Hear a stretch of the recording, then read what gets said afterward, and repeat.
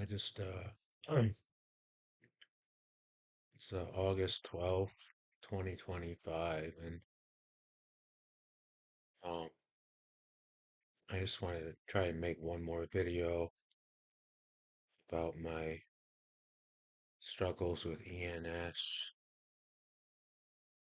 Um I feel like I'm getting close to the end. I don't know how much longer I can last.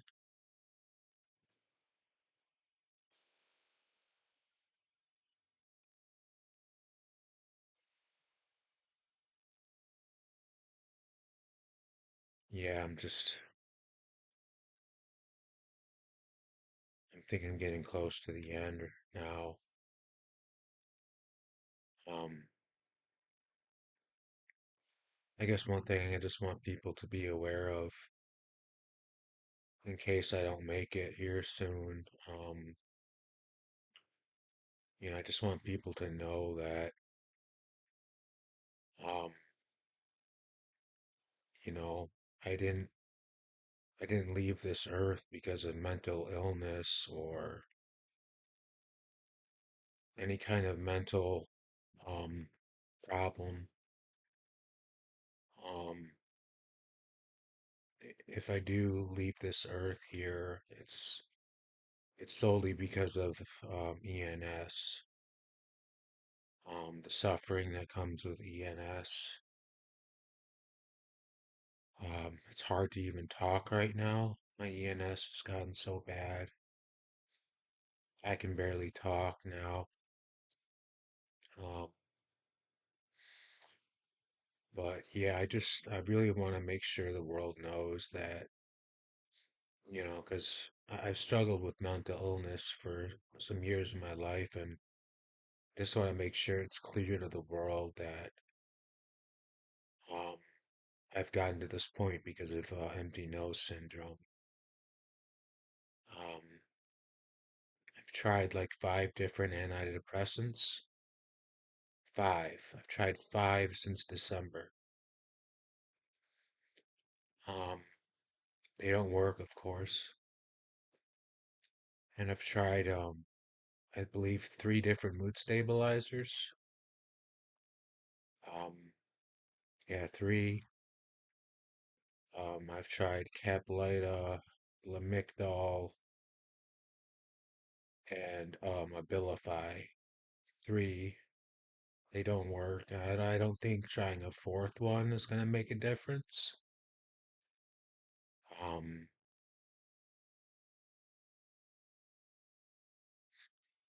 but yeah, my suffering is just it's unbearable now, and I just got up to go get something to eat, and I looked outside my window and I realized that I've forgotten what it feels like to be outside and to even get fresh air. Because I've been inside for basically 8 months inside my apartment. So yeah, it's just I forgot what it's like to be outside. Um, it's really hard to talk right now because I'm getting out of breath talking. And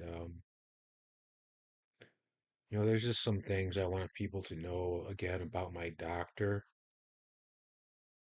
that I think it's important because if something does happen to me, you know, I know it doesn't matter, it's not going to matter, but it does matter to me that people know these things about this doctor that did the surgery to me. Um, One of the first things I remember what was really odd about this whole experience with this doctor is that he never even told me like what kind of surgery he wants to do on me. I asked him if he'd be doing a turbinate reduction on me, and he said yes. But he didn't even explain the procedure, nothing. It's like he assumed I already knew everything about this procedure and I knew the risks about it. But there was zero informed consent. There was zero informed consent with this surgery I had with this doctor. He never verbally went over the risks of the surgery or even the benefits. He didn't even tell me what the benefits would be. I guess he assumed I figured better breathing. Um,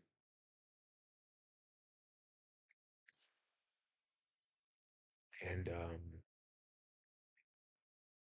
I don't know if it was the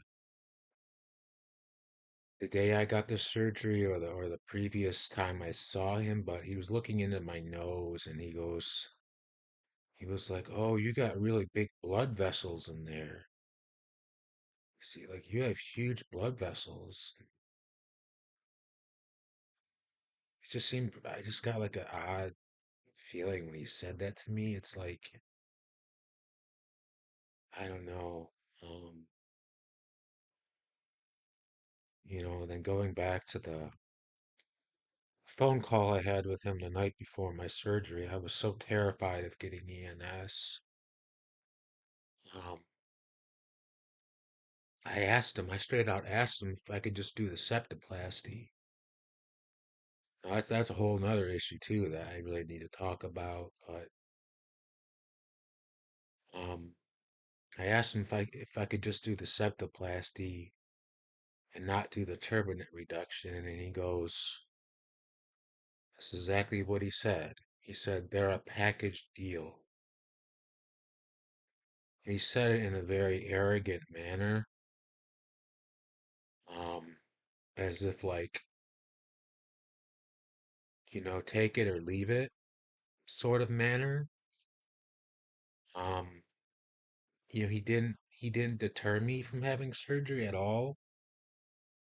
I even told him my congestion had improved by like 50% on the phone that night, and he was like, his response was okay. That's what his response was when I told him my congestion had improved. He said, okay. Um, and then of course I went on, and then of course he went on to lie to me and say that I can only get empty nose syndrome if he removed my turbinates. And for some reason I believed him. I don't know, I don't know if I believed him, but I guess I just trusted him for some reason. Um,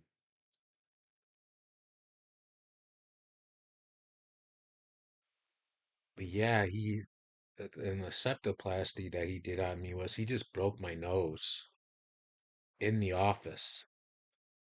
Because I was I was awake during the turbinate reduction, and I think he just broke my nose with a tool. That's how he straightened my septum, and my septum wasn't even that deviated. It didn't even need to. It was, but whatever reason, he felt like that breaking my nose would fix my congestion, which I wasn't really even having congestion. Um, the week leading up to the surgery, the week leading up to my surgery too, I was using a lot of Flonase, and and I know that's a no-no. You're not supposed to use Flonase before turbinate surgery, and he never told me not to use Flonase, never said anything, nothing. And yeah, I want the world to know that, I didn't even need turbinate surgery at all. My turbinates were not enlarged when he did the operation. They were completely normal size. I had no blockage the day of I barely had any congestion the day of my surgery. Nothing. And but and then of course he lied to me after the surgery and he said he'd worked with people who had ENS and that it would have been like a 1 in a million chance of me getting ENS from coblation.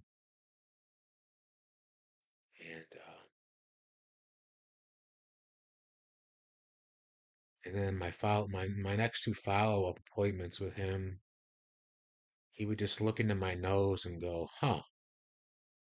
That's all he would do. He would just look into my nose and go, huh. And he blamed all my symptoms on, because I had my surgery in the winter time, so he blamed all my symptoms on the cold, dry air, not even thinking it could be ENS, not even bringing up ENS at all. Uh, yeah, this doctor that did my surgery, I almost want to say he did this to me on purpose. He wanted to purposely harm me. It almost feels like that he purposely harmed me because he was so negligent. He was just such a negligent doctor. Um, And he lied to me. You know, he lied to me in order to get me to do surgery. If he just would have told me the truth about ENS, I would have never fucking had the surgery. But he didn't. He lied to me. And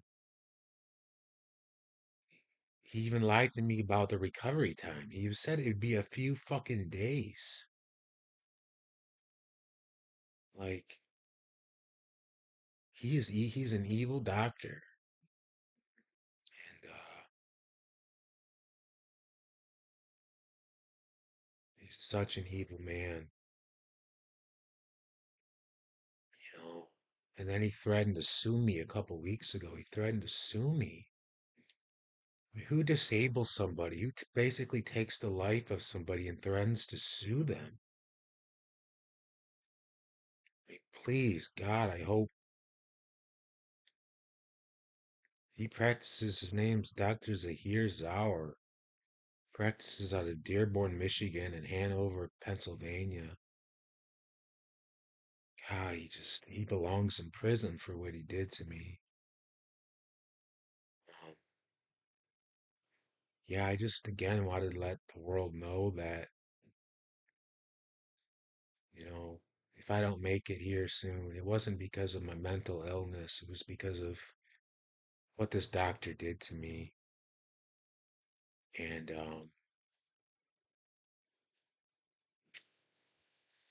ENS is real. ENS, destroyed my soul, and it's real. It only took 8 months for ENS to completely disable me. I lost my job, all my friends, all my money, my apartment I lost. I lost everything. Uh, Lost joy and everything. So,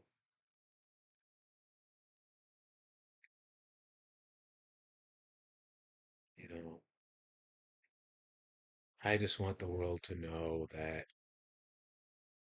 I did fight. I tried my hardest to beat this, but I just can't. I don't think I can do this much longer. Uh,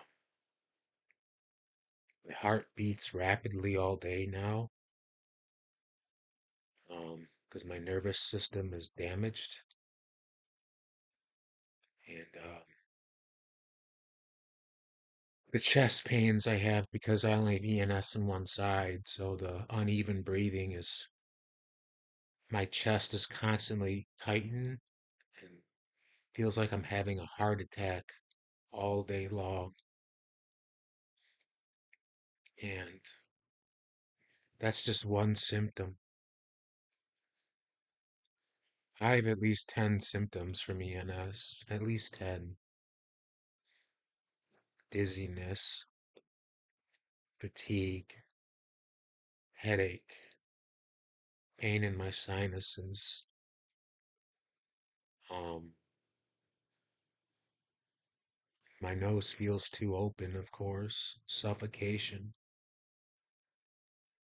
Um, the symptoms are endless. Uh, the only symptom I don't have is the dryness. But other than that, I have all the classic ENS symptoms. Suffocation, drowning, nose feels too open. Still have occasional burning, pain. I have facial pain too. Pain in my eyes. Um, dry eyes, bloodshot eyes. And I've lost pretty much all my muscle mass on my body because I haven't moved. I basically haven't moved or done anything in 8 months. Uh, I just really hope the doctor that did this to me is held responsible for doing this to me. Um, you know, and because maybe if he's held responsible, then you know, there might be some justice for me. For some other people, might get justice from my case, but I don't know.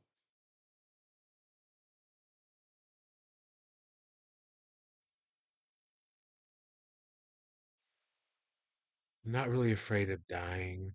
I'm more afraid of how it's going to affect my family. So right now, I just don't want to suffer anymore. I just don't.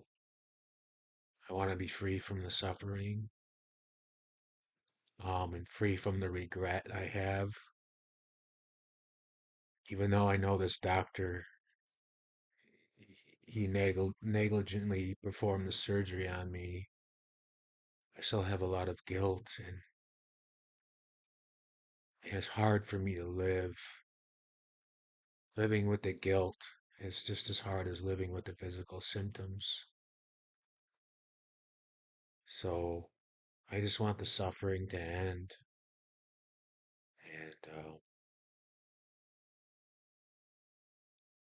And also, I hope my family will know that, I had to go. I had to go. There wasn't a choice for me.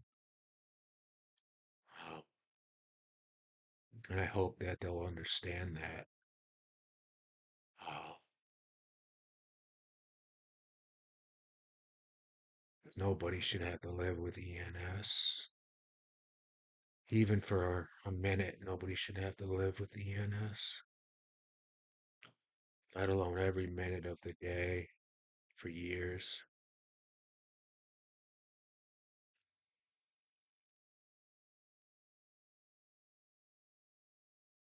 Yeah,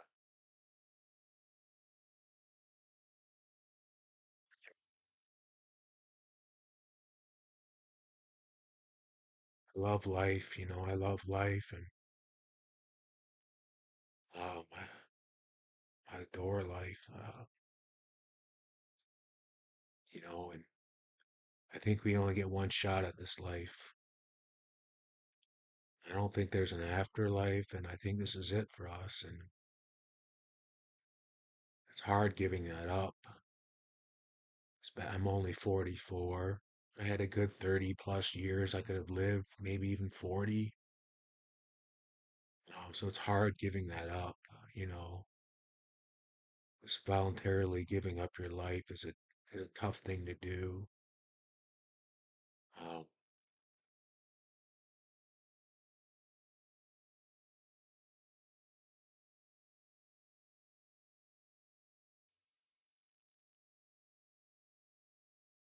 yeah, but that's my story, and I just want people to know that, I wasn't a quitter. I did try and fight ENS, but I'm not superhuman, and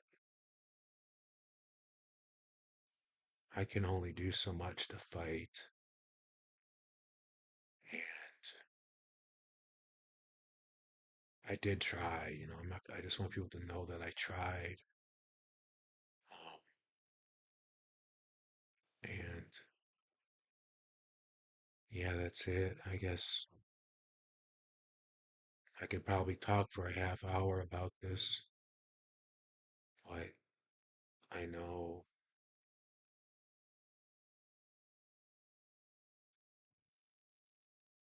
yeah, I guess I'll end the video there. I'm just too tired to keep going on. That's it. That's maybe my final ENS message to the world.